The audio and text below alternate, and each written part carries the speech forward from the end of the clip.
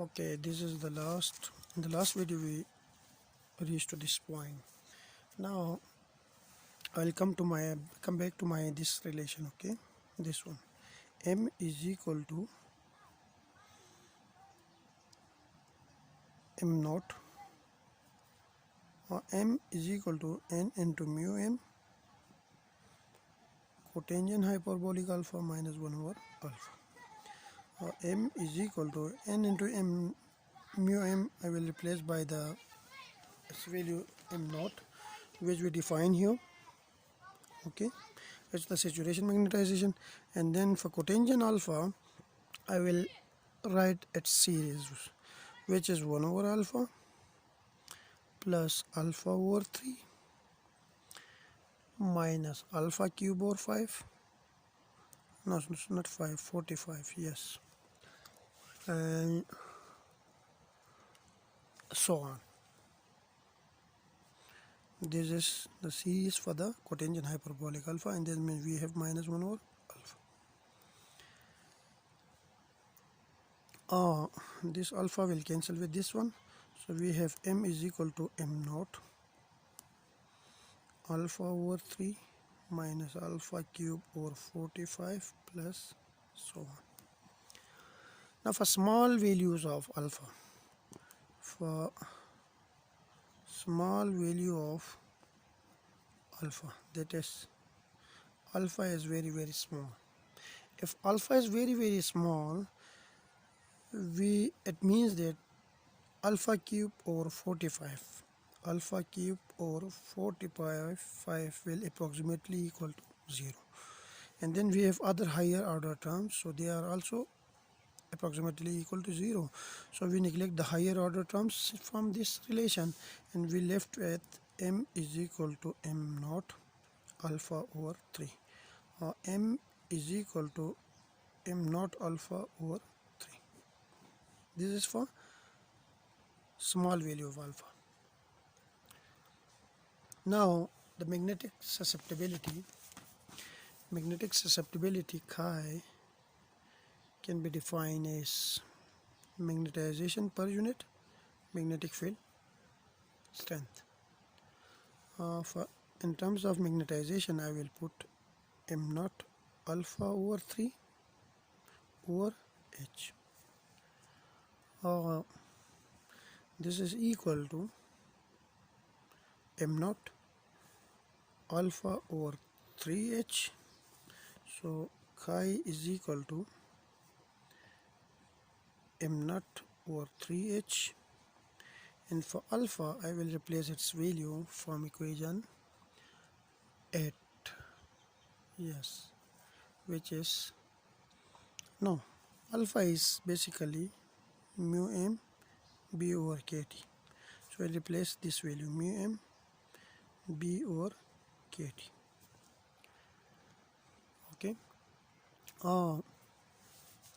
and we also know that b is equal to mu naught into h, so replace the value of b here, m naught over 3h into mu m into mu naught h over kt.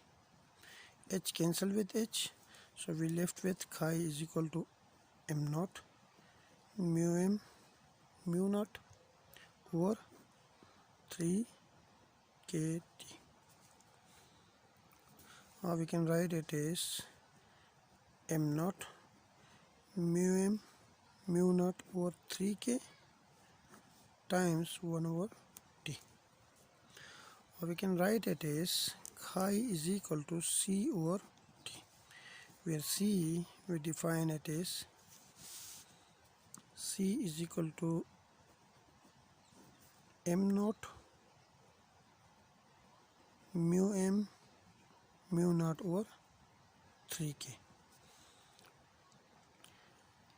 This relation is called Curie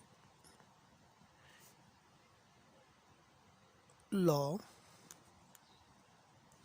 and the constant c is called Curie constant. So it means that the susceptibility increases with decreasing temperature, or it decreases with increasing temperature.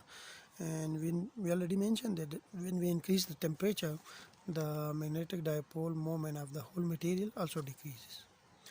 So this equation is called the Curie law, and the constancy we define here is called Curie constant. Now for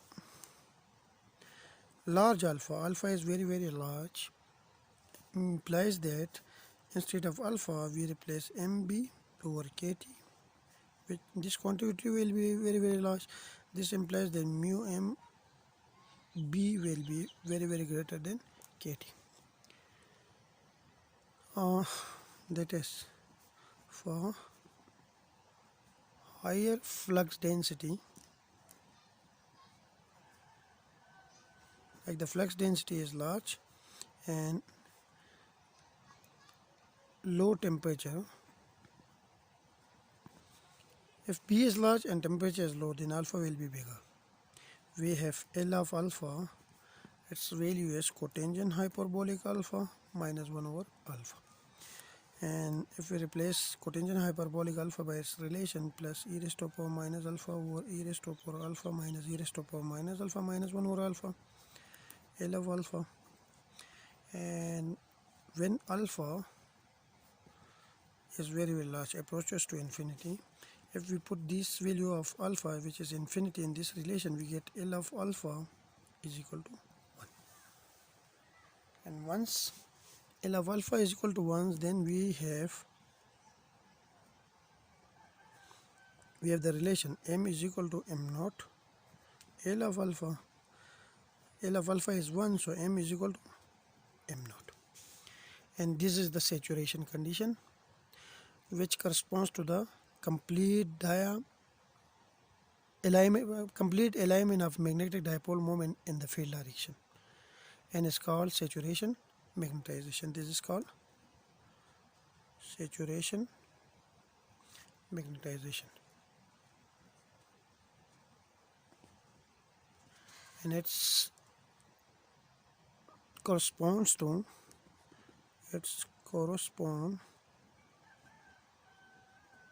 the complete alignment of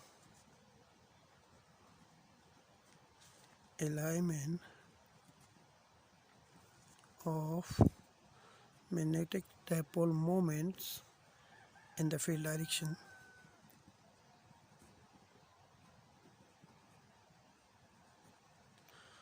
Like in this case, all the dipole moment of each individual atom will ally itself in the direction of magnetic field.